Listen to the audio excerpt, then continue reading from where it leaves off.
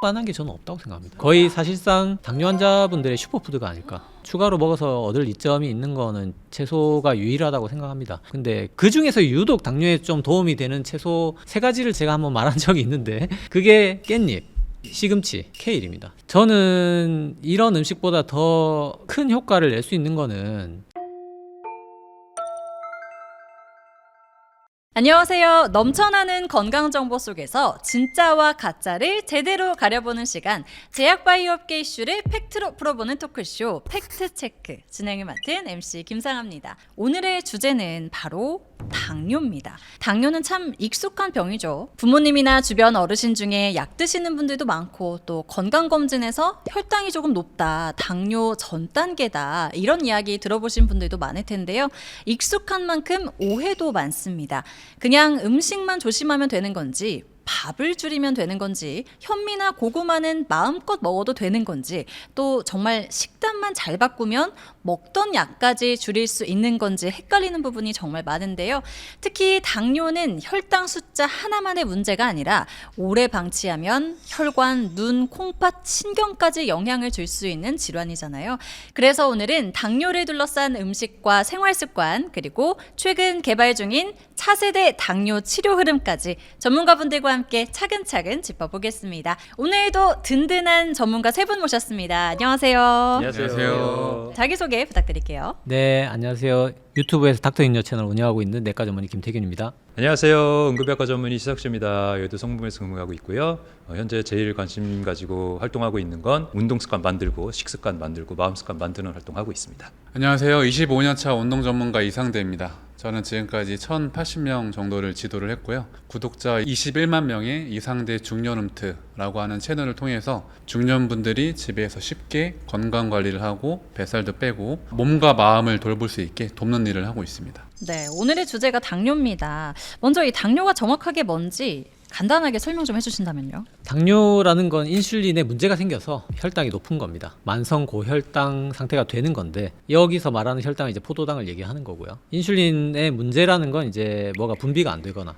인슐린 작동이 뭔가 제대로 안 되거나. 근데 이 영상 보시는 분들의 99%는 이제 2형 당뇨병일 거기 때문에 걔들의 문제는 이제 결국 인슐린이 잘 나오긴 하는데 저항성, 인슐린이라는 그 호르몬에 내 몸이 저항하는 겁니다. 인슐린 이제 꿀벌이지 않습니까? 우리 당을 세포로 집어넣어서 에너지를 쓰라고 이렇게 주는 애인데 걔의 신호를 저항하는 겁니다. 서울대병원 신경과 이승우 교수님께서 뭐라고 하냐면 꿀벌이 이제 초인종을 누르지 않습니까? 근육세포라는 집이 있을 때 그 안에 이제 주인이 에너지를 기다리고 있어요. 이렇게 기다리고 있는데 꿀벌이 문을 쾅쾅 칩니다. 쾅쾅 치는데 이 치는 소리에도 살이 찌는 겁니다. 그래서 저항하는 겁니다. 꿀벌이 쳤는데 문을 안 열어주는 겁니다. 그래서 췌장이 꿀벌을 더 낳는 겁니다. 더 많아지는 겁니다. 그래서 고인슐린 혈증이 되는 거고 고인슐린 혈증부터 시작입니다. 사실 이 인슐린은 사실 이제 당을 뭐 세포에 이렇게 집어 넣어주는 애로만 알고 있지만 지방도 넣습니다. 그래서 지방이 찝니다. 그래서 내장 지방, 간 지방, 지방간, 췌장 지방, 그게 지방 췌장입니다. 췌장이 우리 몸의 천연이곱이라고 하는 그 인크레틴이 소장에서 나오는데 걔를 거부합니다. 또 이게 시작입니다. 이걸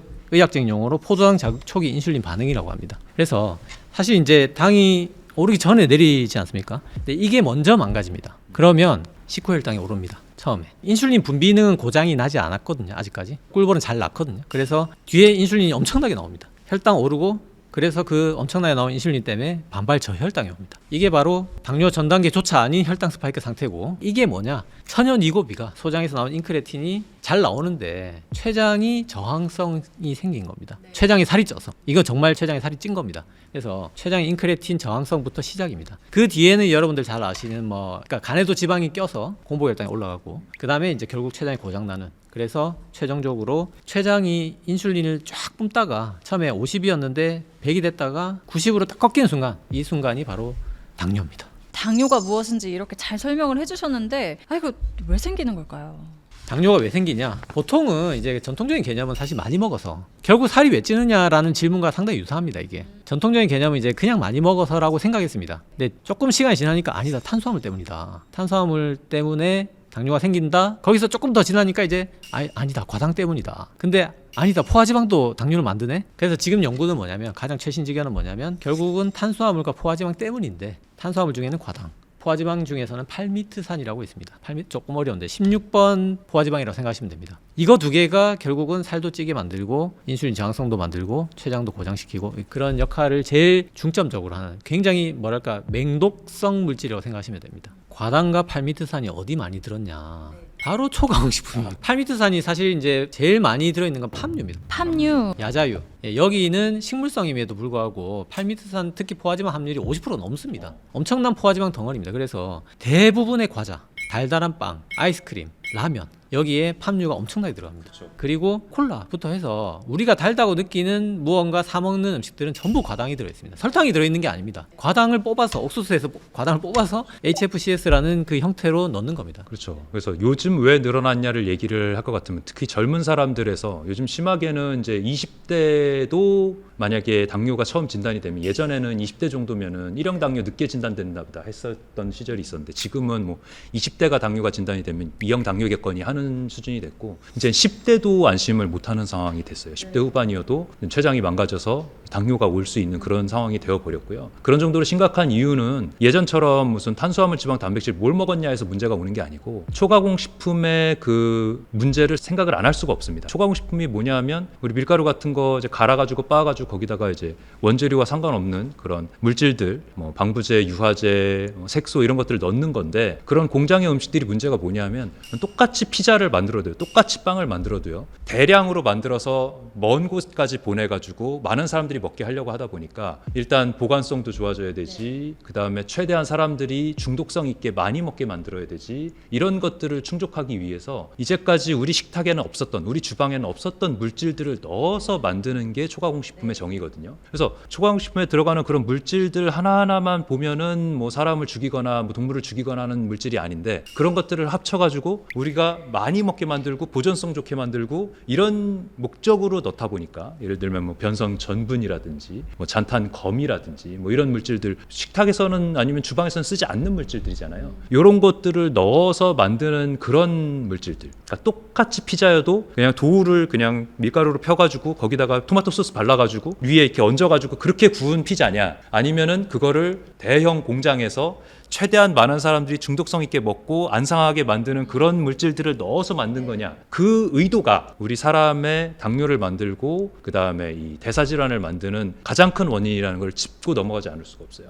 제가 그 인터넷에서 보니까 요즘 또 젊은 친구들 당뇨도 많다고 얘기해 주셨는데 두쫑쿠 먹고 매일 먹었더니 당뇨가 왔다 이런 얘기도 있거든요. 요즘 젊은이들이 또 많이 오는 만큼 당뇨의 증상이 어떤 것들이 있는지 궁금해요. 이런 거가 오면 당뇨다라고 의심해 볼 만한 게 있을까요? 당뇨의 뭐 전형적인 증상 여러분들 다 아시겠지만 이제 삼다라고 해서 뭐 다음 다뇨 다시 목이 마르고 물 마시게 되고 그러니까 또 소변을 많이 보게 되고 뭐 먹어도 허기져서 계속 많이 먹게 되는 증상은 사실 이제 요즘에는 거의 보기 힘듭니다. 이런 이제 당뇨의 전형적인 증상이 나타나려면 최소 혈당이 거의 300 이상 올라가야 되기 때문에 여기까지 내가 모르고 당뇨를 관리를 안 한다, 요즘에는 상당히 보기 힘들고 건강검진이 뭐 혈당 같은 걸 다 체크해 주기 때문에, 그래서 그 전에 그 전통적인 전형적인 증상이 나타나기 전에 대부분 무증상이라고 생각하시면 됩니다. 근데 그나마 정말 그나마 이제 알아차릴 수 있는 몇 가지가 있는데 대략 제가 뭐 5가지 정도 좀 정리를 해봤는데, 첫 번째는 이제 흑세포증이라고 목 뒤가 까매지는 겁니다. 목 겨드랑이 사타구니가 새까만 색소가 침착하는 건데, 그래서 우리 아이들 집에 아이들 키울 때 그거가 보이면 이제 얼른 가서 씻겨봐야 됩니다. 그래서 떼면 다행이고 씻겨지는구나 그러면 안심하시면 됩니다. 근데 안 씻겨진다? 병원에 가셔야 됩니다. 두 번째가 이제 쥐저지라고 하는데 저도 있긴 한데 이게 피부 연성 섬유종입니다. 이것도 인슐린 저항성 관련이 있다고 되어 있습니다. 쉽게 얘기하면 당뇨 같은 인슐린 저항성 초기에 좀 목 쪽이 좀 지저분해집니다. 피부가 뭐 색소가 침착한다든지 쥐저지 생긴다든지, 그다음에 이제 뭐 질 사타구니 접히는 부위에 이제 곰팡이 감염, 뭐 무정균, 완선 뭐 이런 것들, 이런 게 좀 반복적으로 잘 생기고 잘 안 낫는다든지, 당뇨가 이제 면역력을 떨어뜨리니까 이런 정도로, 물론 이제 그게 있다고 해서 뭐 당뇨다 이런 건 아니지만 의심해 볼 수 있는 좀 증상들이 되겠고, 나머지 두 개는 이제 이거 너무 뭐 다 이건 전부 다 해당이 될 것 같긴 한데 복부 비만과 원인 불명의 피로, 이게 현대인에서 없을 수는 없을 것 같은데 복부 비만과 원인 불명의 피로가 있다고 해서 당뇨는 아닙니다. 근데 당뇨 환자분들은 초기에 이런 증상이 대부분 다 가지고 있습니다. 의심해 볼 수 있다. 의심을 당연히 하셔야 되고, 그다음에 이제 제가 겪고 있는 굉장히 이제 아주 초기에 혈당 스파이크만 있을 때 나타나는 증상인데, 이제 탄수화물 폭식 후에 굉장한 식곤증, 자 이길 수 없는 식곤증 후에 또 갑자기 저혈당이 옵니다. 그래서 엄청나게 막 식은땀이 난다든지 기운이 빠진다든지 이런 게 1시에 먹었을 때 2시에 식곤증이 오고 3시에 그런 현상이 생긴다면 이건 너무나 이제 의심할 수 있는 굉장히 초기 혈당 스파이크 증상이 맞기 때문에 이런 분들 뭐 주저할 거 없이 당 검사를 해보셔야 됩니다. 근데 당뇨가 무서운 이유가 이 혈당 숫자 자체보다 합병증 때문이다 이렇게 얘기를 많이 하잖아요. 혈당이 오래 높게 유지되면 몸에서 도대체 어떤 일이 벌어지는 거예요? 혈당이 계속 높게 유지가 되면 그러면 사실 응급실에 실려오시는 경우들이 있어요. 우리가 당뇨는 그냥 당연히 외래에서 진단받겠거니 이렇게 생각하실 수가 있는데 약 15% 정도는 당뇨에 의한 합병증으로 응급실에 실려와서 진단을 받게 됩니다. 그중에서 제일 대표적인 게 저혈당이겠죠. 당이 떨어지는데 모르고 있다가 의식이 떨어져가지고 그렇게 해서 처음 왔다가 응급실에서 당뇨요? 저혈당이요? 이러면서 처음 진단받게 되시는 경우가 있어요. 이럴 때까지 될 때까지 두시는 건 참 문제긴 한데 실제로 있기는 합니다. 그리고 또 한 가지는 구토와 복통으로 내원을 했는데 당뇨가 진단되는 경우가 있어요. 그게 바로 당뇨병성 케톤 산증이라는 건데요. 이 당뇨병은 당이 높아지는 것도 있지만 당이 근육에서 소비가 안 되는 질환이기 때문에 인슐린 저항성이라고 하잖아요. 그거를. 그러다 보니까 근육이 이용할 대상이 없죠. 당이 들어와서 소비가 되어야 되는데 그러다 보면 몸속에서 이제 케톤이라는 걸 만들어서 산을 이용해서 대사를 하게 됩니다. 뇌에서는 그걸 이용해서 에너지를 쓰기도 하거든요. 그러면 혈중에서 케톤 수치가 이렇게 올라가게 되면서 혈액이 산증으로 변하게 되는데 산증이라는 게 우리가 혈액은 pH 7.4 정도의 약한 알칼리성이에요. 알칼리성. 근데 그게 7.3, 7.2 심하게는 뭐 7.0을 넘어서 6.9대까지도 측정 가능한 범위가 6.8까지인데 6.9대까지도 보는 경우도 있고요. 이런 정도로 몸에 산이 많이 늘어나게 되면 심장이 급격하게 멈추게 될 수도 있는 정도 위험한 상황이 됩니다. 그러면서 심각한 탈수 상태가 되기 때문에 우리 몸에서 증상이 구토로 발현이 되는 거고요. 상복통이 있으면서. 그래서 이럴 때에 응급실에서 처음 당뇨를 진단하는 이유로 케톤 산증이 오는 경우도 있고요. 지금 말씀하신 건 전형적인 이제 급성 합병증에 해당합니다. 근데 이제 당뇨 물론 이제 이건 사망할 수 있기 때문에 굉장히 중요한 합병증들이 맞고 당뇨 환자분들이 이제 일반적으로 만나게 되는 합병증은 이제 만성 합병증. 예, 이게 5가지가 있고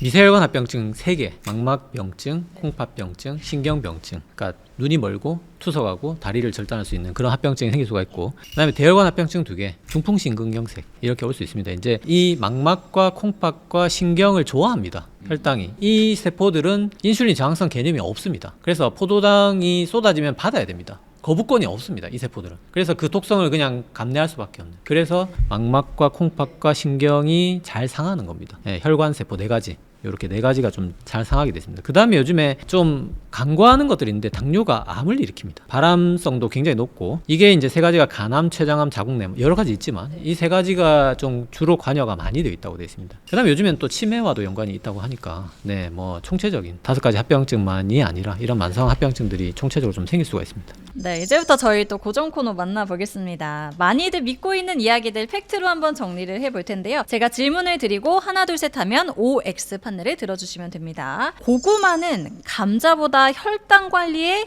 더 낫다. OX 하나 둘 셋. 다 나눠졌네. 야, 이거 재밌겠다. 그러면 세모를 들어주신 우리 교수님께서 한번 의견을. 고구마 자체는 생으로 비교를 하면 감자보다 열량이 적습니다. 그래서 고구마를 그냥 생으로 먹거나 쪄먹는 정도까지는 도움이 돼요. 그리고 고구마를 먹을 때 또 제가 항상 과일 먹을 때 말씀드리지만 껍질째 먹어라. 고구마도 잘 바깥에 씻어서 껍질째 먹으면 또 섬유질도 같이 들어가고 좋은 면이 있습니다. 근데 고구마를 구워 먹으면 얘기가 완전히 달라집니다. 고구마 자체는 GI 인덱스가 낮지만 고구마를 굽는 순간 이 전분이 메가당으로 바뀌게 되는데요. 그러면 GI 인덱스가 90까지 폭등을 하게 됩니다. 그럼 군고구마는 안 먹는 게 낫다. 군고구마는 굉장히 당뇨에 치명적일 수 있는 물질이 되고요. 쪄 먹거나 삶아 먹거나 아니면 생으로 먹는 사람 많지 않겠지만 생고구마까지만 좋은 당뇨식이다라고 말씀드릴 수가 있습니다. 그러면 뭐 그렇게 먹으면 고구마는 좋다는 알겠는데 왜 감자가 더 좋다고 생각하세요? 감자가 더 좋지는 않습니다. 고구마가 감자보다 낫진 않다는 거죠. 정확히 설명은 똑같고 군고구마는 설탕물이나 다를 바가 없다. 군고구마 안 된다. 차라리 쪄서 먹어라. 겨울 간식 하나 잃었습니다. 자, 다음 질문은 에사비. 이걸 마시면 혈당 조절에 좋다. 애플 사이다 비니거 이거 요즘 진짜 유행처럼 많이 마시잖아요. 하나, 둘, 셋. 오, 만장일치네요. 네, 대표로 한번 얘기해 주시죠. 실제로 이걸 드시고 운동하시는 분들을 제가 많이 경험을 했거든요. 네. 근데 이게 우연의 일치인지는 모르겠지만 지금까지 제가 1080명을 지도하면서 한 5명 정도를 본 것 같아요. 근데 이걸 먹음으로써 뭔가 소화도 더 잘 되고 이런 혈당 조절이 더 잘 됐다고 저한테 메시지로 건강검진 결과지 있잖아요. 그런 걸 보내주신 분이 계세요. 그 5분이 다 그랬었어요. 그 진짜 현장에서 체감을 네. 하신 거네요. 그래서 저도 심지어 네. 이게 왜 이렇게 효과가 있는 건지 궁금해서 나름대로 알아보기도 했었는데 네. 실제로 지금 저도 가끔씩 먹기도 하고 그리고 회원님들한테도 좀 추천을 해드리는 편이긴 해요. 에사비 애플사이다 비니거에 들어가 있는 물질 중에 아세트산, 초산이라는 게 있는데요. 요게 탄수화물을 먹었을 때 위에서 십이장으로 내려가는 속도도 늦추고 흡수도 늦게 만들어서 그래서 혈당을 올리는 거를 조금 느리게 만든다라는 그런 효과가 밝혀져 있습니다. 에사비는 당뇨에 좋다. 다음 질문은 당뇨약은 한 번 먹기 시작하면 평생 먹어야 한다. 저도 이 얘기 들어봤거든요. 자, 하나 둘 셋 해볼게요. 하나 둘 셋. 오, 평생 먹는 게 아니었군요. 네, 인슐린 저항성 상태에서 이제 지나가서 당뇨가 되면 그 상태에서 완전히 돌이킬 수 없다라고 생각하시는 분들이 있는데요. 당뇨 합병증이 생기기 전까지는 충분히 인슐린 저항성을 되돌릴 수 있습니다.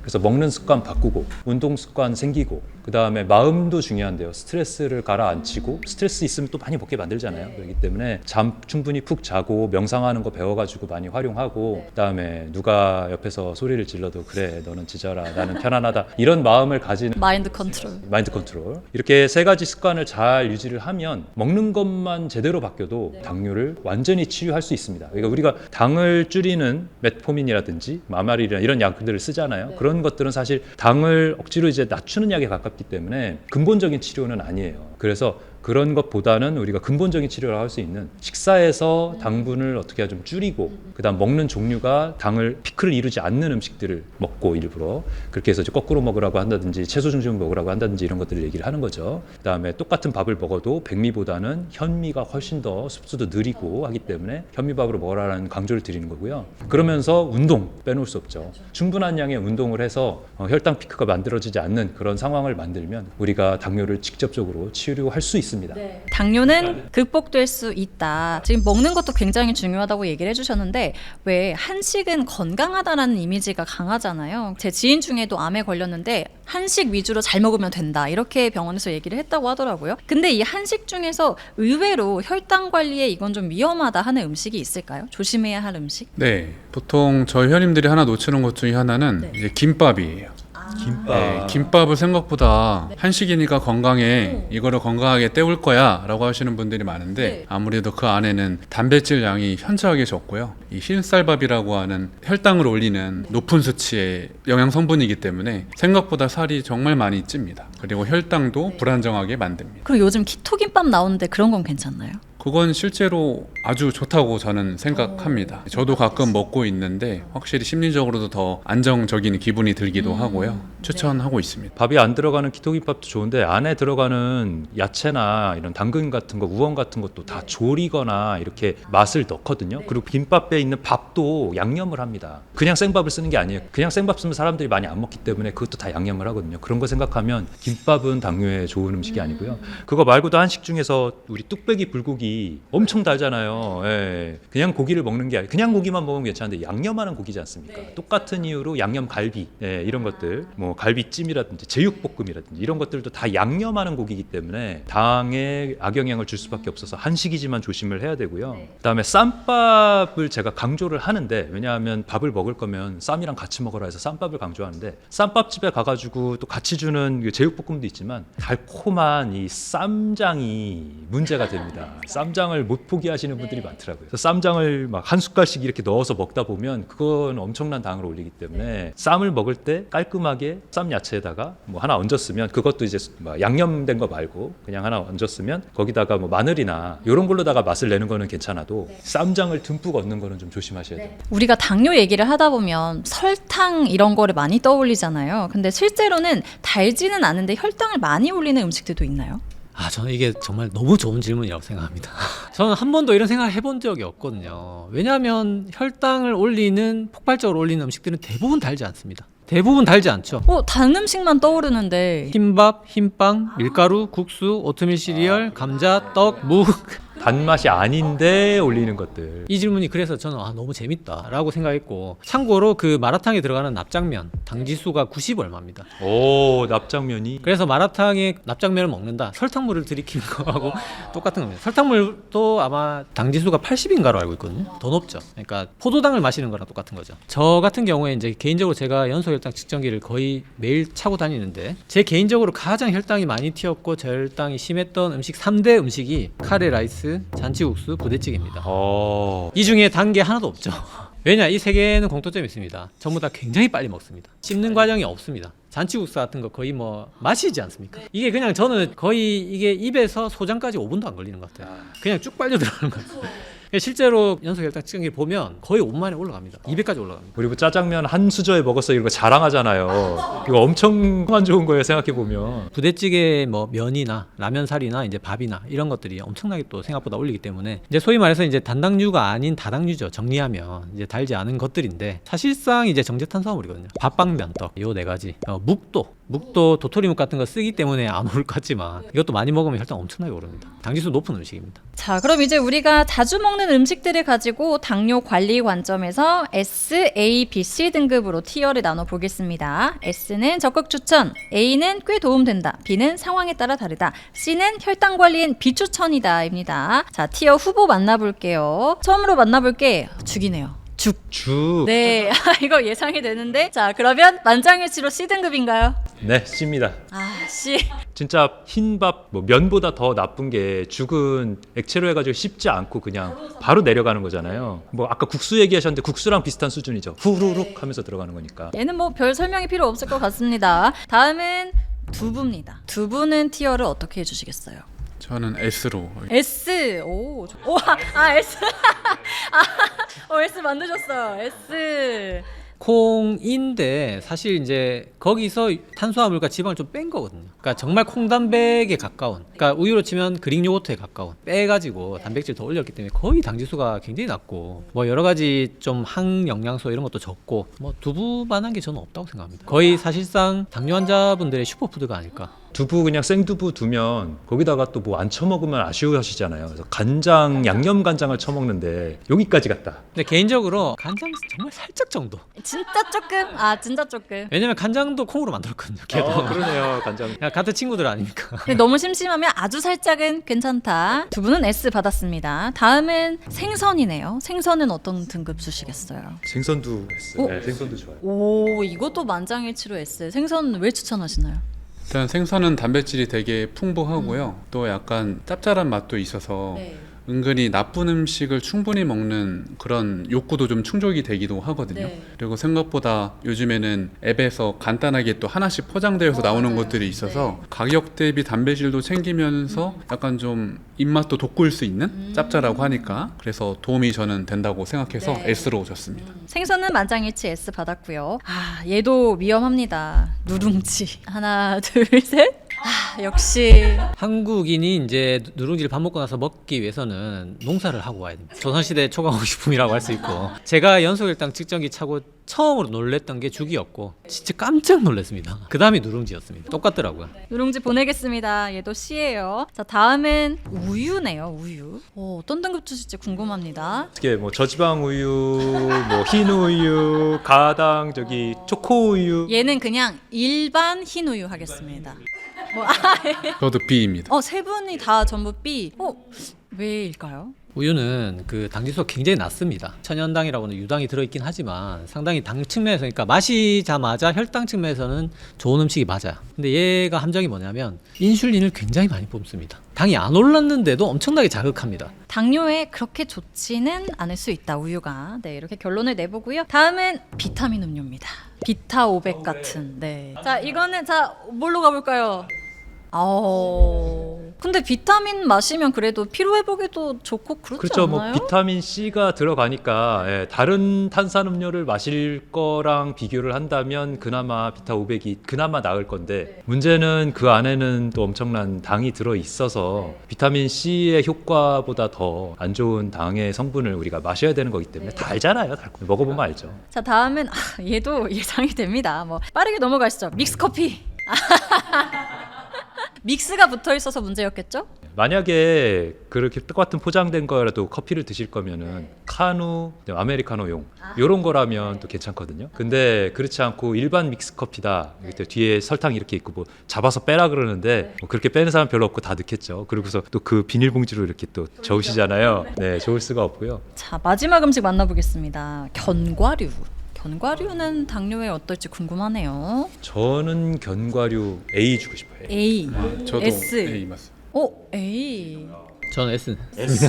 예. 뭐 제일 좋다라는 의견은 알겠는데 A가 조금 궁금하네요. 일단 견과류는 좋은 지방산으로 생각을 할 수가 있거든요. 특히 견과류 중에서 뭐 여러 가지가 있지만 아몬드보다는 호두가 더 좋은 지방산들이 많이 들어있는 걸로 돼 있어요. 그래서 오메가3, 오메가6 비율로 보면 아몬드는 오메가6가 가득한 그런 염증을 일으킬 수 있는 그런 지방산이 좀 많은 걸로 돼 있고, 호두는 오메가3 대 오메가6 비율이 그나마 1대4 정도로 이상적인 거에 가까운 걸로 돼 있어서, 그래서 치매 얘기하거나 뇌 건강 얘기할 때도 호두가 꼭 나오는 이유가 그래서 그런 거거든요. 그래서 이런 지방이 많은 것들, 좋은 지방, 그다음에 불포화 지방산 이런 것들을 충분히 섭취할 수 있는 면에서는 견과류만한 게 또 없다. 그래서 제가 말씀드리는 생활 팁으로, 차에서 뭔가 입에서 이제 씹을 게 필요하잖아요. 차에 운전하다 보면 시간이 걸리니까. 그럴 때 옆에다 음료수 두거나 무슨 과자 두거나 이렇게 하시고 뭐 껌 두거나 이렇게 하시는데 견과류가 좋은 선택지예요. 견과류. 네, 견과류 저는 이제 캐슈넛을 이용을 하는데 캐슈넛 한 달에 한 2kg 정도 먹거든요. 차에서 하나씩 이렇게 먹다 보면. 근데 2kg를 한 달에 먹는 건 아니고 한 번 시켜갖고 두세 달에 먹으니까 한 달에 한 1kg 먹는 것 같아요. 많이 먹긴 하는데, 이런 거는 뭔가 단당류들을 섭취하는 거에서의 좀 보호 작용이 되고요. 다만 우리가 견과류 먹는다고 그러면 이제 따로 포장된 것들에 보면 하얀색 그렇게 당 커버되어 있는 거 이런 것들 들어있는 경우도 있고, 아니면 건포도나 뭐 이런 건벨이 들어있는 경우도 있거든요. 이런 것도 당을 많이 올리니까 맛 때문에 넣는 건 알겠는데, 설탕 붙어있는 그런 것들은 빼고 그냥 순수하게 견과류로 드시는 게 제일 좋습니다. 그럼 당뇨에 진짜 이게 제일 좋은 음식이다. 뭐 아까 두부 얘기해 주셨고 뭐가 있을까요? 우엉을 먹을 때 좀 조림으로 먹거나 이렇게 물엿이랑 먹거나 그래가지고 우엉이 별로 이제 안 좋은 부분이 있긴 한데, 우엉 자체는 굉장히 좋은 음식이에요. 그래서 우엉에 있는 이누린이 이 소화효소에 분해되지 않고 계속 남아서 대사되지 않는 독특한 올리고당이기 때문에 우엉 자체를 찌거나 아니면은 이제 그거를 다른 요리에 넣어서 먹는 방식으로 먹는다면 굉장히 좋은 음식이 하나가 될 수가 있고요. 또 미역, 다시마, 톳 같은 그런 해조류도 거기에 들어있는 알긴산이 탄수화물을 잡아주면서 흡수를 늦게 만들고, 그다음 혈당 상승을 막아주고, 그다음에 장내 환경을 개선해서 우리 인크레틴이라고 하는 그런 GLP-1의 성분이 되는 그런 성분을 몸에서 만들어주기 때문에 새조류도 정말 좋은 섭취 대상이 됩니다. 제일 좋은 음식, 지금 그냥 가만히 생각하면서 떠오른 건데, 결국은 뭐 단일의 음식으로 친다면 채소가 될 수밖에 없고, 먹어서 당뇨를 이겨낸다는 개념 접근 자체가 사실은 올바른 접근은 아니기 때문에 무엇이든 덜 먹도록 노력하셔야 되지만, 추가로 먹어서 얻을 이점이 있는 거는 채소가 유일하다고 생각합니다. 근데 이제 채소를 여러분들 많이 드시고, 근데 그 중에서 유독 당뇨에 좀 도움이 되는 채소 3가지를 제가 한번 말한 적이 있는데, 그게 깻잎, 시금치, 케일입니다. 3가지. 4등은 브로콜리. 뭐 여기까지. 이제 이런 채소를 많이 드시고, 저는 이런 음식보다 더 큰 효과를 낼 수 있는 거는 흰밥을 현미밥으로 바꾸는 거라고 생각합니다. 왜냐하면 그 단일의 효과는 훨씬 낮습니다. 초록잎 채소보다 한 번 먹었을 때 효과는 얼마 안 됩니다. 사실 흰밥 먹으면 200 올라갈 사람이 현미밥 먹으면 한 185 정도? 한 15% 정도 떨어집니다. 근데 이게 맵기 누적입니다. 너무 이게 내 삶의 기여분이 너무 큽니다. 채소는 먹을 때도 있고 안 먹을 때도 있지만 밥은 대부분 다 먹지 않습니까? 그래서 단일의 파워로 치면 이제 여러 가지 음식들이 있을 수 있겠지만, 장기적인 관점에서 봤을 때 하나만 꼽자면 저는 차라리 현미밥을 좀 꼽고 싶습니다. 네, 근데 이렇게 식단을 바꾸는 걸로 당뇨 캠프에서 뭐 2주, 4주 코스 후에 약을 끊으시는 환자분들도 실제로 계신가요? 네, 저는 직접 경험을 했기 때문에 이 말씀을 강조를 드리는 거고요. 혈압 당뇨약 오랫동안 쓰시고 평생 쓰어 오셨던 분들이 같이 그 캠프에 참여를 하거든요. 그러면서 첫날 들어와가지고 한 끼밖에 안 먹은 거고, 그 다음에 둘째 날 한 끼, 2끼, 3끼 하고, 그 다음 셋째 날 아침에 새벽에 혈당이 낮아가지고 당뇨약을 줄이는 분, 그다음에 혈압이 낮아가지고 혈압약을 줄이는 분이 처음 나타나기 시작했어요. 그렇게 해가지고 2주 동안 식단을 바꿨더니 무려 반수가 넘는 숫자가 혈압 당뇨약을 완전히 끊었고요. 그다음에 그동안 쭉 2,000명을 대상으로 하셨을 때는 74%가 약을 다 끊었다고 합니다. 예, 줄인 분들이 21%고, 그러니까 안 줄인 분은 없는 거죠. 혈당 관리를 위해서 하시는 습관은 있을까요? 뭐 많은 걸 하고 있는데 저는 뭐 이거는 그냥 지금 영상 보시는 전 국민이 다 해야 된다고 생각합니다. 바로 식후 걷기입니다. 이거는 정말 너무나 많은 논문 근거가 있고 또 하기도 쉽고, 뭐 우리가 제일 운동의 장벽이라는 게 그거 아니겠습니까? 아, 나는 운동할 시간이 없는데 하루에 30분 어떻게 됩니까? 10분만 걸으시면 됩니다. 10분만. 요즘에 그 최신 지견으로는 2분도 된다, 그런 연구도 있습니다. 그래서 이거를 스낵 엑서사이즈라고 하는데, 그러니까 운동을 스낵처럼 좀 즐겨라. 옛날에는 이제 10분이 넘어가야 된다 어떤 역치가 딱 있었는데, 요즘에는 파편된 그런 것들을 합치면 그게 총량에 쳐준다. 그래서 운동을 짧게 해도 되니까 할 수 있다는 측면이 하나가 있고, 스낵 엑서사이즈 말씀하셔서 그런데 30분, 40분 먹고 나서 어떻게 운동할 시간을 내느냐 그러시는데, 예를 들면 직장인들 이제 건물에서 이제 식사를 하게 되면은 일을 하고 나서 내려와서 식사하고 그다음 올라갈 때 엘리베이터 타고 가시잖아요. 예, 스낵 엑서사이즈 차원에서 계단으로 걷는 게 정말 좋은 선택지입니다. 그래서 식사를 천천히 30-40분 동안 하시고 남은 1시간이 점심시간이면 20분이라도 천천히 계단으로 올라가시면은 정말 좋은 선택지예요. 그래서 하루에 운동량을 20개층 계단 정도를 채우면 된다라고 측정을 하시면 되거든요. 그러면은 뭐 집이 만약에 10층이다. 그러면 회사에서 점심 먹고 저녁 먹고 5개층씩만이라도 올라가면 다 채우는 거예요. 그것만으로도. 아니면 만약에 지하철로 출근하시는 분이면 요즘 7, 8, 9호선 얼마나 깊습니까? 그거를 에스컬레이터를 안 타고 걸으시면 거기서만도 반 이상 운동량을 채울 수가 있어요. 그래서 그중에서 특히 식후에 운동을 하려면 식후에 계단으로 올라가셔라. 이것만 한 게 좋은 게 없다. 그리고 좀 의견을 좀 더 저도 덧붙여 보면은, 걷기 운동이나 지금처럼 계단 운동도 좋지만 맨몸으로 할 수 있는 하체 운동을 좀 해주시면 더 좋을 것 같아요. 예를 들어서 뭐 스쿼트도 하나의 예가 될 수도 있기는 한데, 스쿼트를 하더라도 뭐 벽을 짚은 상태에서 한쪽 다리로만 살짝 앉았다가 일어나는 형식으로 해서 균형 잡기는 어렵지만 내가 통제할 수 있는 정도의 환경을 조성을 해서 하체 운동을 하시게 되면 더 허벅지에 있는 근육들을 종아리도 많이 쓰고요. 그래서 혈당 조절에 좀 유리해집니다. 우리 또 전문가분 나오셨으니까 일상생활 속에서 할 수 있는 운동 하나 좀 간단하게 배워보고 가고 싶거든요. 뭐 하나 알려주실 게 있을까요? 당뇨 관리에 효율적이면서도 너무 쉬운 동작을 제가 준비했습니다. 준비물은 딱 의자만 있으면 되니까 언제 어디서나 쉽게 할 수 있을 겁니다. 전신 근육을 한 번에 써버릴게요. 자, 손을 먼저 의자에다가 이렇게 대시고 다리를 하나씩 뺀 다음에 다시 당기시고요. 일어난 다음에 한쪽 다리가 올라오면서 몸통을 돌리고요. 다시 내려온 다음에 반대도 해주시면 하나가 끝나는 거예요. 내려왔을 때 어깨 근육과 팔 근육을 쓰고요. 다리를 뺄 때 허벅지 근육, 종아리를 쓰게 되고, 몸통을 돌릴 때 코어 근육과 엉덩이까지 다 사용하기 때문에 혈당 조절을 가장 효율적으로 쉽게 할 수 있을 건데요. 이 운동을 틈틈이 하시는 것도 좋지만 최소 1분 정도는 한 번씩 해보시면서 느낌을 보시면 좋을 것 같습니다. 지금 보여드릴 운동은 최소가 1분 정도는 하셔야 되는 거고요. 보통은 4분 정도를 하시는 게 효과적이라고 보시면 됩니다. 실제로 일본에서도 유명한 타바타 훈련에 관련된 4분 운동 연구가 있는데요. 4분만 해도 짧은 시간 내에 운동을 했을 때 상당히 신체가 건강해지는 이런 효과들을 많이 봤기 때문에 살짝 숨이 차는 정도로 하시면 좋을 것 같습니다. 당뇨는 완치가 가능하다 뭐 이런 언급도 있었는데, 지금 당뇨 치료가 어느 단계까지 와 있다라고 저희가 보면 될까요? 일단 당뇨 약은 그동안 많이 개발이 돼서 요즘은 아예 근본적인 이제 치료 쪽에 조금 더 가까워진다고 볼 수가 있죠. 인슐린 저항성 자체를 낮추는 성분이라고 할 수 있는 GLP-1, 아까 얘기하셨던 인크리틴,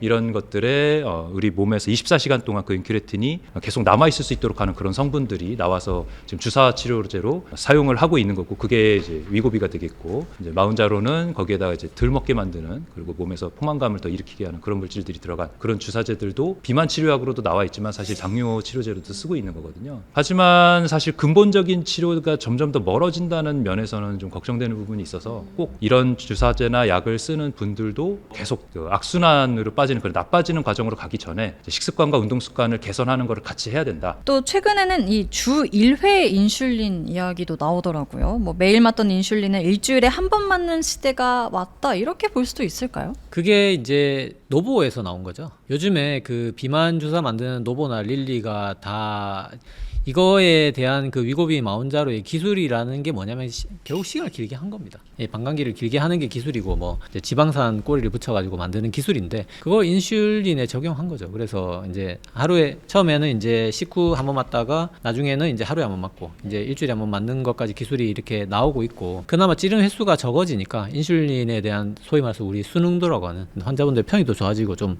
접근하기도 좋아지고 최근 당뇨 어떤 의학적인 흐름이라는 게 말씀하신 거 여러 가지가 있지만 저는 이제 연소혈당 측정기 이 얘기를 좀 하고 싶습니다. 제가 너무나 놀라운 경험을 했기 때문에 이걸 자꾸 얘기를 하는 겁니다. 왜냐하면 제가 이제 매일 운동하죠. 말랐죠. 단 거 안 좋아하죠. 어떻게 당뇨가 올 줄 알았겠습니까? 40세 이상이라면 한 번 정도는 꼭 붙여보시는 게 좋을 것 같고 이거 관련해서 뭐 여러 가지 논문도 쏟아지고 있기 때문에 진짜 혈당기가 정말 내 몸 상태를 당뇨 전에 알 수 있기 좋은 게 우리가 당 재봐야 아침에 한 번 재거나 정말 열심히 재는 분들 하루에 4번 재는 게 다거든요. 근데 그거 가지고는 식후 피크를 볼 수가 없어요. 그런데 붙이는 혈당기 그거 요즘 많이 가격이 내려가지고 6만 원대까지 나오더라고요. 당을 우리가 실시간으로 보면서 관리하는 시대가 오지 않을까. 측정도 정말 중요한 도구다라는 말씀드리고 싶습니다.